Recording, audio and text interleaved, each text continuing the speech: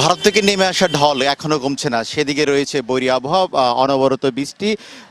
এই যে কুমিল্লার গোমতী নদী, ভারতের ঢল কখন বন্ধ হবে সেই বিষয়ে সুনির্দিষ্ট কোনো নেই। একদিকে হচ্ছে বৈরী আবহাওয়া, অনবরত বৃষ্টি চলছে। কুমিল্লার গোমতী নদীকে কেন্দ্র করে কুমিল্লার চৌদ্দগ্রাম উপজেলা আদর্শ সদর উপজেলা দেবিদ্বার, সেই সাথে মুরাদনগর উপজেলায় প্রায় 20,000 মানুষ কিন্তু পানিবন্দী। আর এই পানিবন্দীর মানুষ বেশিরভাগ নদীর চর অঞ্চলের মানুষগুলো আশ্রয় নিয়েছে নদীর রক্ষা বাঁধের পাশের বর্তী সেই সড়কে। তবে সড়ক থেকে বাঁধ রক্ষা থেকে প্রায় 3.5 ফুট, কোথাও 4 ফুট, কোথাও কিন্তু 2.5 ফুট পর্যন্ত পানি কিন্তু উপরে উঠেছে।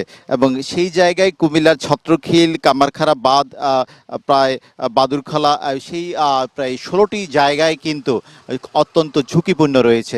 এই ঝুঁকিপূর্ণ জায়গায় কখন বাঁধ ফেটে যায় সেই দুশ্চিন্তায় কিন্তু সাধারণ মানুষ কিন্তু তাদের রাত দিনাবত করছে।